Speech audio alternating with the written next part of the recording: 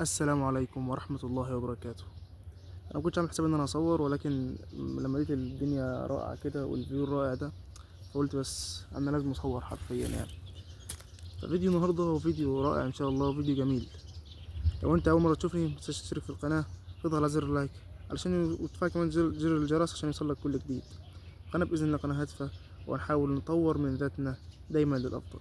ما بيننا يعني خلاص يعتبر الأجازة بدأت، فأعتقد إن جه الوقت إن احنا نحط عادات جديدة بقى علشان نقدر نبقى أحسن من نسختنا بتاعت السنة اللي فاتت دياتي، اللي كانت على مدار الدراسة أو على مدار أي حاجة. فيلا بينا خلينا نبدأ ونشوف هنعمل ايه.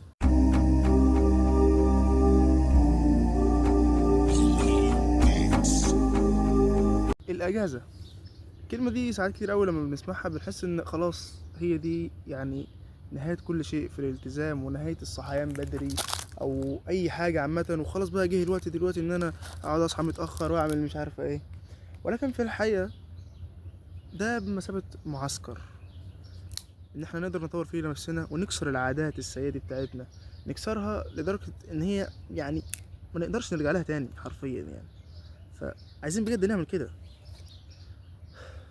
أنصحك نصيحة: اطلع اطلع من بيتك، اخرج اتفسح، حاول يعني تعمل اي حاجة جديدة عليك. مثلا تقدر مثلا تروح مكان في اي مكان اخضر زي كده، مثلا مكان رائع وجميل يعني. المكان حرفيا رائع مع نور الشمس، حرفيا احنا داخلين يعتبر على الغروب. نصيحتي محاولة استنشاقك للطبيعة واستكشاف الأماكن اللي حواليك. حرفيا الحاجة دي هتكون جميلة أو رائعة. احنا حرفيا يعتبر في حاجة زي الغيط بالظبط حرفيا يعني. والمكان جميل جدا وهتتبسط. اطلع استكشف، اكيد في حواليكم حاجات زي كده. اطلع شوف كده على الطريق الزراعي مثلا، الاماكن دي هي اللي هتلاقي فيها حاجات كتيرة قوي جدا زي كده اهو. فاستكشف المكان اللي حواليك، حاول تبدا ابعد عن التليفون على قد ما تقدر. وباذن الله السلسله بتاعت الاجازه دي حاول ان انا اعمل لكم اكبر عدد من الانشطه اللي تقدر تعملها في الاجازه، وفي اخر الاجازه احاول اعمل لكم فيديو اجمع فيه الكلام ده كله، من صيد، قراءه، كتابه، سفر. حاول بجد تخرج مع مثلا صحابك، بس اهم حاجه تبعد عن التليفون. صحاب السوق دي نصيحه مهمه جدا. صحاب السوق دول حرفيا ممكن يدمروا حياتك بالكامل، فابعد عنهم. نصيحه. واتق الله حيثما كنت. ونصيحة بقى اللي هي يعني يمكن أهم واحدة، ودي نصيحة رقم 4، هي فليغرسها.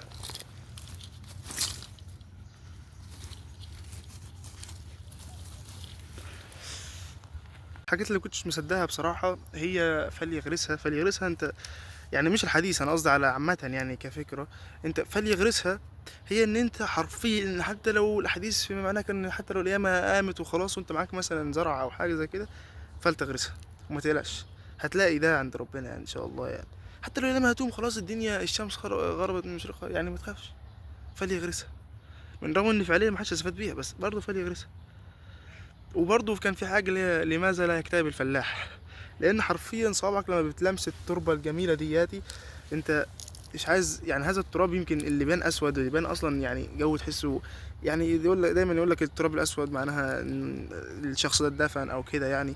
ولكن التراب ده بيبين لك هو فعلا طين، هو فعلا اصلك، واخد بالك.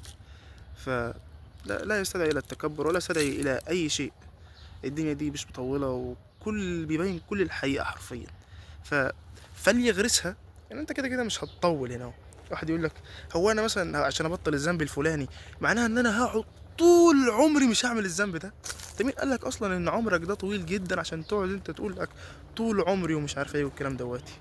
ابدأ وبس. هو ده كده بكل اختصار الفيديو بتاع النهارده. اتمنى تكون استفدت، اتمنى يعني ان انت فعلا تكون استفدت بيه، وان انت تعمل بيه. حتى لو شخص واحد استفاد انا مبسوط جدا، بس اهم حاجه تعمل بيه فعلا يعني. وبس كده. ما تنساش تضغط على زر اللايك وتشترك في القناه. وعلى فكره يعني على مدار الاجازه دي هيكون في حاجات كتيره جدا باذن الله، محتوى على القناه. فان شاء الله خير ومحتوى انتاجيه جميل يعني، عشان خلاص داخل تالتة ثانوي. الله المستعان. عارف شكلي يبقى انا كنت اكبر من كده، بس احمد طفل عنده او يعني شاب عنده 17 سنه.